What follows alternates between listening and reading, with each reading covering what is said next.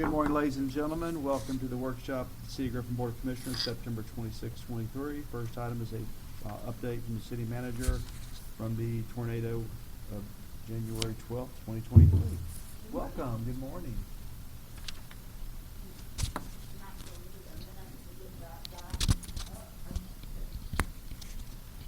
All right. So just very briefly, we are, 8.5 months since the storms of January 12th of 2023. And I thought it was a good idea to provide y'all with an update.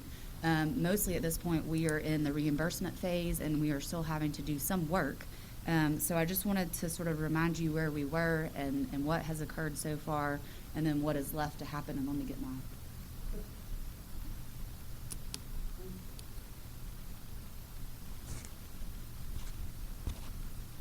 Okay, so if you will remember back on January 12th, 2023, we had 5 tornadoes hit this community with the strongest an EF3 tornado. It showed that 4 of them were on the ground simultaneously within the city limits of Griffin. And this was all information that we gathered from the National Weather Service. But the local financial impact, what we expected at the time, estimated on May 2nd, was almost $15.5 million. So if you look at that breakdown, electric, of course, is sort of the biggest financial impact at $5.5 million. We expected our streets and sidewalks damages to be around $3.5 million. Signs and traffic signals about $500,000. Water, wastewater infrastructure and outfalls $250,000.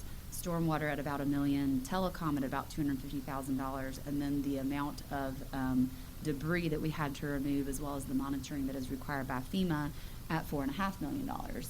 Fortunately, we didn't quite get there, but first let me tell you about the housing impacts. If you'll remember, we had 10,000 structural assessments that had to be completed in order to have it declared a natural disaster. That was something that we weren't aware of and have since been trained on, but 258 of those were considered majorly damaged or destroyed. So from January 12th through August 31st, you can imagine the permits that have been pulled in planning and development have exponentially increased. We normally have about 90 permits per month. Now we've had 374 building permits issued just for the storm. They have separated those out, so we know what's been done for a storm and what's been done just on a regular occurrence. For trade permits, we've had 146 of those issued, and we've had 37 demolition permits issued. We do know that there have been some that have been demolished without permits. We've tried to check them as we know about them and have that sort of happen on the back end. But 37 houses have been torn down, and there are some pending permits that have been issued since August 31st as well. For nuisance abatement, we have tried a couple of times to gather some houses to get into court, but fortunately the owners have come in after we have ordered title work, after we have ordered the affidavit from the building inspector and from the appraiser to sort of tell us if it meets that criteria for nuisance. And in that time frame, we have had people come in and pull demolition permits. So we actually haven't had to take any to court yet, but that has changed, or we think it has changed. On November 21st, we are actually going to have to take the apartments that are across from Kroger. A lot of people have asked what's going on there.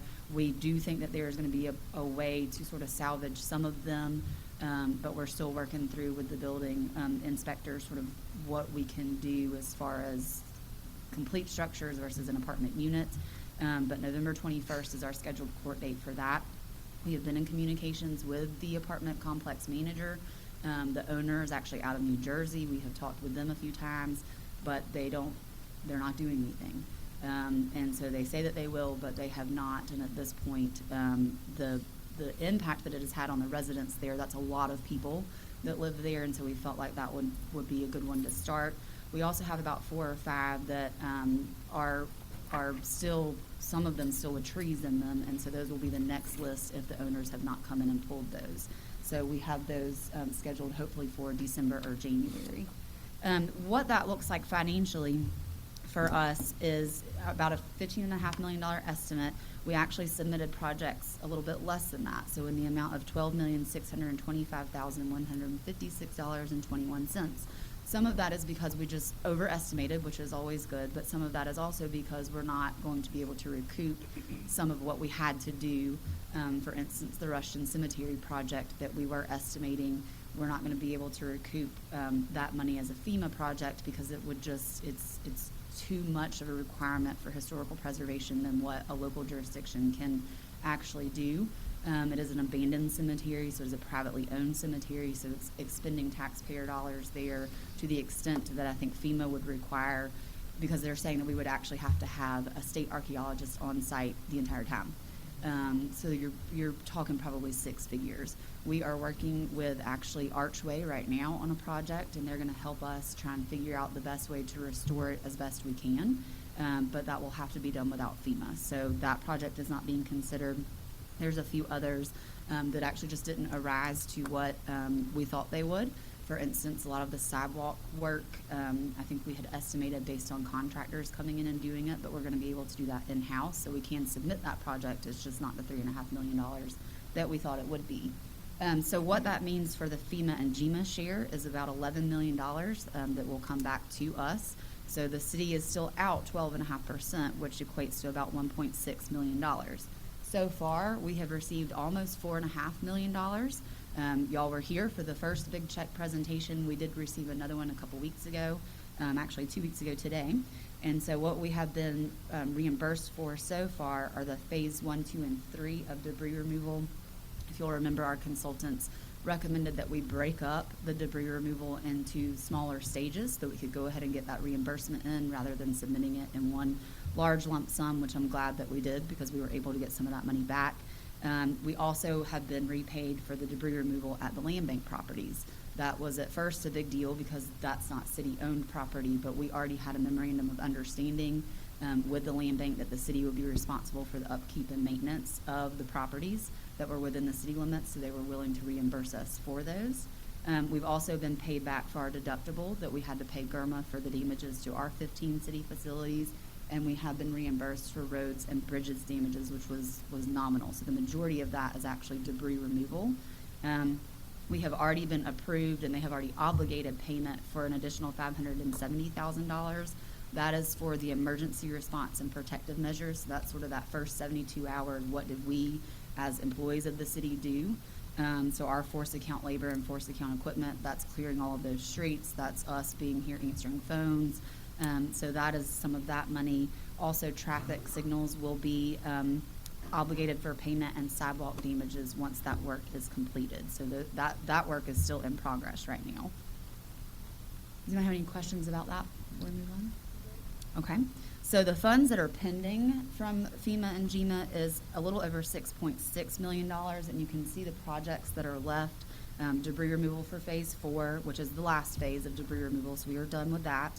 Our donated resources actually acts as a credit for us, so they will offset anything that we would not be reimbursed for. They will actually look at that donated resources because that's what the community did. So they give us credit for all of that, those donations that were received, the hours worked at the donation center, the call center at Spalding County EMA, which I think equated to about $790,000 for each of us. So it's a big difference, and that's a huge testament to our community being willing to step up and help. Also, the landfill road and culverts has not yet been approved. Signs and post damages, stormwater and sewer outfall damages, water main damages, telecom damages, electric system damages, and electric mutual aid expenses. So a little of that is concerning, particularly mutual aid. According to our consultant, Steve Jones, he's never had a problem getting that through what they call CRC, which is sort of the supervisory level at FEMA. But for some reason, they are questioning us having to repair a bucket truck for, I don't remember who it was, one of the cities that came in that had something happen to it. So we're sort of having to provide every single mutual aid agreement that we can, but a lot of ours are done through ECG, and so they're a little confused, it seems. So we are still working through that one. That one's a large amount, so we hope that we can get that settled pretty quickly so we don't miss out on that, because any of this that has not already been paid could very well mean that they say it won't be, which, as you can imagine, $6.6 million is not something that we can afford to not have reimbursed. So the consultants are still here. I saw Steve yesterday, so he is still working very closely with Ms. Carmichael to make sure that we do receive this funding back. And then lastly, We also, because of the storm damage here, are able to submit grants for mitigation. So hopefully, if this were to ever happen again, what could we do that might mitigate some of the damages that we did sustain? And a lot of that has to do with power failure. So most of our mitigation grants have been for generators. Those are normally pretty well received as well. So we are asking for a generator at Harry Simmons. As you can see, that's the most expensive because trying to run a water plant on a generator requires a very large generator.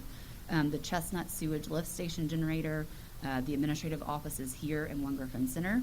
That's what caused the sparking and the fires and the smoke on the night of the tornado in this building, was because the generator was not well electrified, we'll say. So it needs to be replaced. But we've also learned that we need to sort of separate out the administrative offices from the EOC. If something were to go down, the administrative offices need to go down. We need the EOC to stay on. So you see a generator in there for the EOC as well. 2 at the motor pool, and 1 at the sign shop. We are also requesting portable message boards. We had started the grant application asking for permanent message boards, something that's maybe a little prettier coming into the city limits that could be changeable, but they are not willing to do that, but did allow us to amend the request to portable message boards. So the total amount that we're requesting is almost $1 million, $945,000, and we would have to provide a 15% match, which we are able to do and it would come from the different funds in which is requesting the equipment. So that is where we stand today. I just, again, thought it was important for y'all to sort of know what has been going on behind the scenes rather than just the one big check presentation. But it is still a work in progress every single day. It is still one of Ms. Carmichael's main duties, even though that's not in her job description. So I'm very fortunate that we have her, and she's been through some of this before, but also that y'all did allow us to hire a consultant. Their services are also reimbursed from FEMA, so that has been a huge, huge help to all of us. But I will entertain any questions that you may have or any other comments you'd like to make. Just a question, I guess, maybe this is a guess, but in terms of time frame for payout, I guess I'm more concerned, like, is there we've eclipsed a mark and you can no longer? No, I don't, not to my knowledge, because we just received $88,000 from COVID in 2020. Okay. So, that's 3 years later. So technically it could be years maybe Yes. for some of this to, okay. Yes. And that just also gives an idea of how we have to bear the cost. Yes, for several fiscal years, potentially. Okay. Yep. I will say that the federal government has changed how they do reimbursements, or project, I guess, maybe even approval and submittal. They now call it a SPA project, which means it's a shorter application period. Again, this is my first disaster, so I've had to rely on some others to tell me that it is a difference. To me, it's just, okay, this is how you do it. But according to Amanda and Steve, it would normally take a lot longer to get through FEMA because they're not requiring a bunch of documentation up front. However, once it gets to GMA, they are. So I don't know if that's a state-specific thing now, and the federal government, from what we understand, it's a staffing issue. The federal government does not have enough staff to do all of that, so they're sort of turning it over to the state and saying, this is as good as we think it needs to be. You get everything else that you may need in order to actually issue payment. So I think that has sped up the process some. But some of these other ones, obviously, they're still, we got down to 14 cents the other day. So they're still looking at it very carefully. They're questioning a couple of our roadways being Federal Highway Administration versus local. And so we're having to go back through GPS data points. They're don't get me wrong, they are looking at it very closely, but it does seem that some of it, like the debris phases in particular, that's just so commonplace that they're just sending them through, and the holdup has been at GMA just making sure that they get the documentation that they want. So, okay, so again, just kind of tracking that this, even though we are already receiving funds, some of these projects could be pending for a while. a very long time. Okay. Any other questions? Excellent job. Thank you. Thank you so much. Moving into item 2, consider executive session pursuant to OCGA section 51421 for the purpose of consulting meeting with legal counsel pertaining to pending or potential litigation, settlement claims, administrative proceedings, or other judicial actions brought or to be brought by or against the agency or any officer or employee, or in which the agency or any officer or employee may be directly involved pursuant to OCGA section 514.3b1b for the purpose of authorizing negotiations to purchase, dispose of, or lease property, and pursuant to OCGA Section 5014-3B2 for the purpose of discussing or deliberating upon the appointment, employment, compensation, hiring, disciplinary action, or dismissal, or periodic evaluation or rating of a public officer or employee. Do we have a motion to go into executive session? So moved. Mrs. Ward with a motion, second by Ms. Murray. All in favor, please join us in the rear.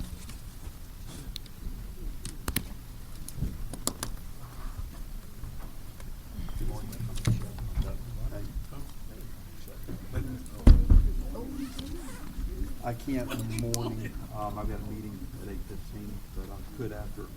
Well, I'm walking. I'm in the Senate Commission meeting right now, but I'll call you later. We'll schedule.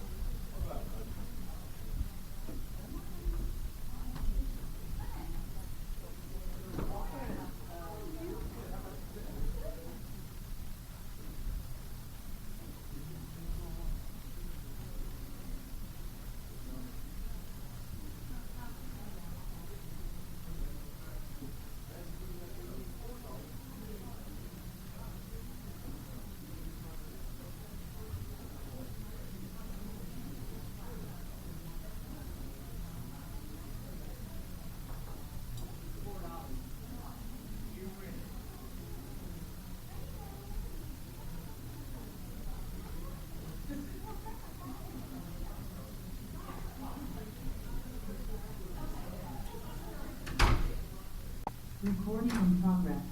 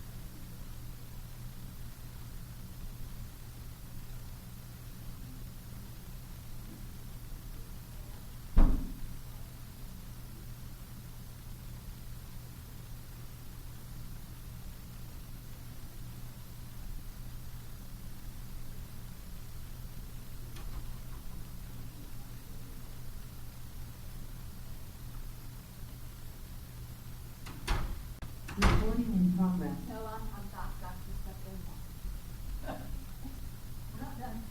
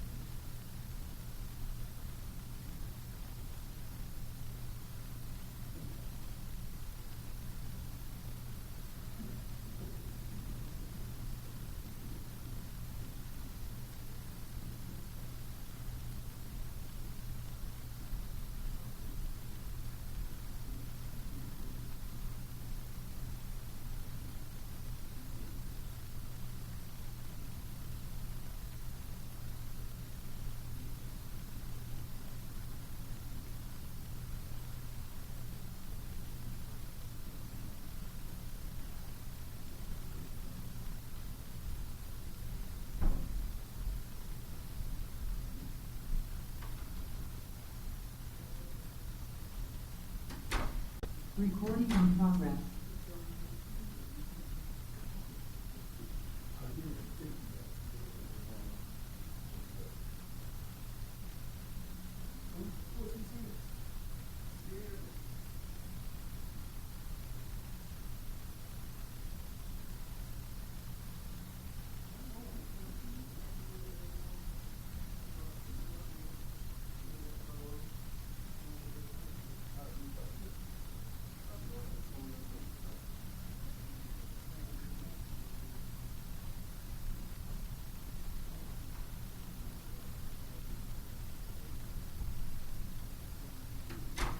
Recording in progress.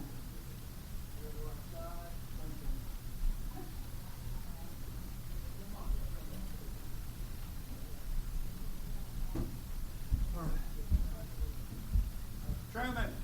Okay, motion to adjourn. Motion to adjourn by Ms. Flowers, second by Mr. Tinsley. All in favor, say bye. Bye.